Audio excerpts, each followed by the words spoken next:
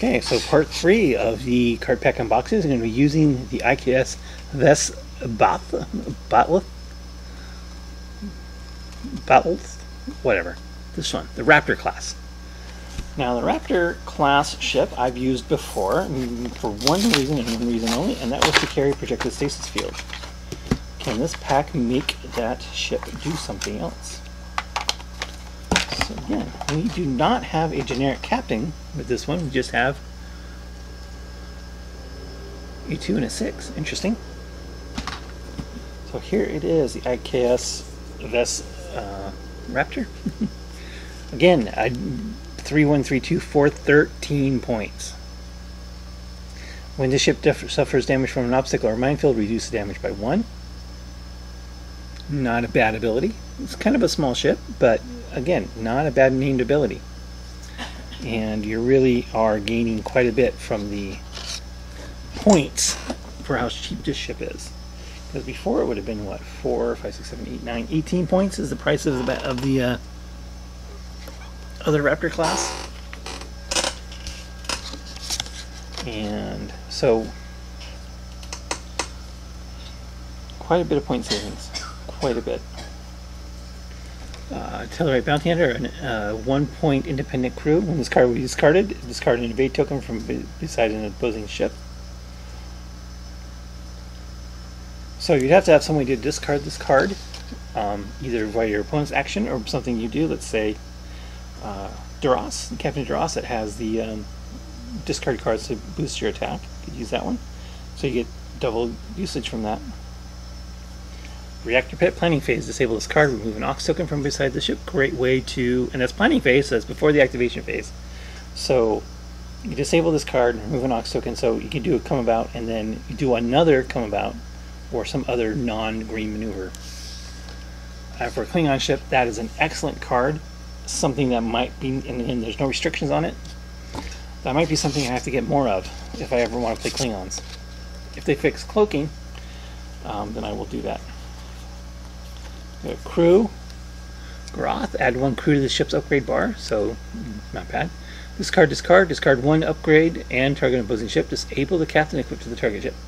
So he has 1 crew. You have to have this one and another crew. Discard them both, and you disable the opponent's captain in range 1 to 2 for 2 points. There's no restrictions, nothing about shields or cloaked or not cloaked or anything, or your shield. Just action 2 discards and you disable a captain, which could very well be a very important part of the game.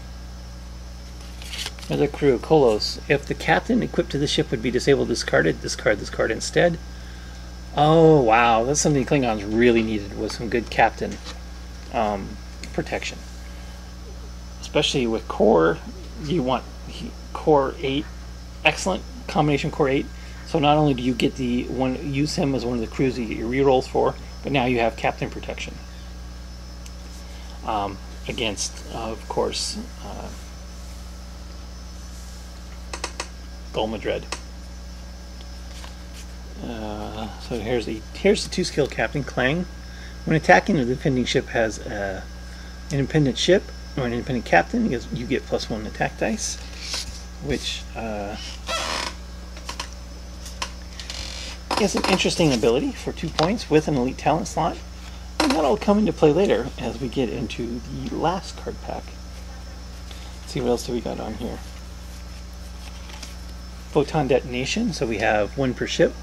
This card counts as either a tech or a weapon. Action, disable this card, place 3 time tokens on a photon torpedoes upgrade, and then target a minefield, remove the minefield token from play.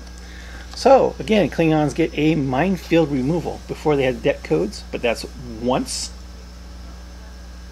But now we have the photon detonation, which can repeatedly get rid of mine tokens. Sure, you're going to have to take a lot of actions to do that, but it's worth it. And it's cheaper than deck codes, and it's definitely something that's worth it. There's no restrictions. I mean, it is 1 per ship, but there's no ship restrictions, so you can take that on any ship. Photon detonation might be something you will see in play in the future. DNA encoded message setup, place 3 Klingon crew upgrades face down beneath this card. Activation phase. Again, bold line. And this card is unique, by the way. Activation phase. Discard this card. Flip one of the crew Klingon. Oh, not crew. Elite talent upgrades. Sorry. It's an elite talent. Flip one of the Klingon elite talents beneath this card face up and equip it to the captain. Remove the others from face down from the game. So this is very like Shinzan's ability, where you get to basically pay for one elite talent and pick 3, so you can use 1 depending on who you're playing. Okay, and then here's the 6th skill captain, Duras, son of Toral. Yeah, I'm sure he's supposed to be unique. Activation phase. After an enemy ship in range moves, you may change this ship's maneuver. That is a powerful ability.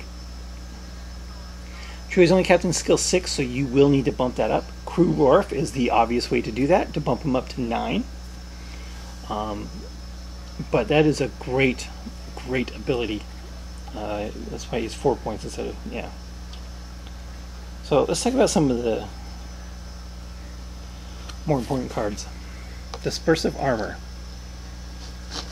Okay. So we got a lot going on here with this card. First, again, we have the blue X for 1 per ship. Now we have this right here, yellow 3+.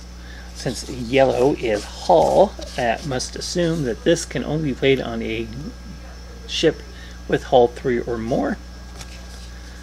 When defending, disable this card. This game round, replace the attacking ship's primary weapon value with 4. For the rest of the round, the ship's primary weapon value cannot be replaced or modified. So, if this was 3, maybe they could do something, but this would be great against something that isn't buffed by Type 8 or improved phasers, but something if you're getting hit by, let's say, a Borg ship or some big 6 attack. This would be great. There's a lot of debate about this card, if it's good or not, but we'll see as time goes on. And here we have the new photon torpedoes. So, here we got the new symbols here. For quiet! Whatever you're listening to, turn it down, please. Well, can you do it not on speaker?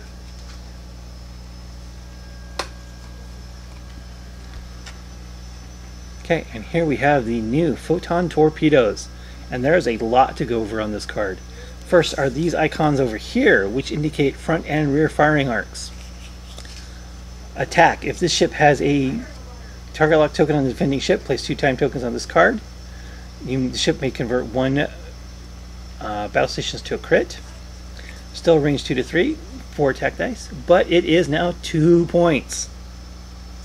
And it does not require spending the target lock, just having a target lock. You have to have a target lock, and then you can attack. So you can still use your target lock for quality, and you only get 2 time tokens on this. This card is going to make, and I'm sure there's going to be other new photon torpedoes coming up in other cards, other sets, ships. But this, if this is the way photon torpedoes are going to go, this will definitely make smaller ships, other than Federation, much more viable. Especially if you got some of the like rapid reload or some of the other cards that allow you to move time tokens around.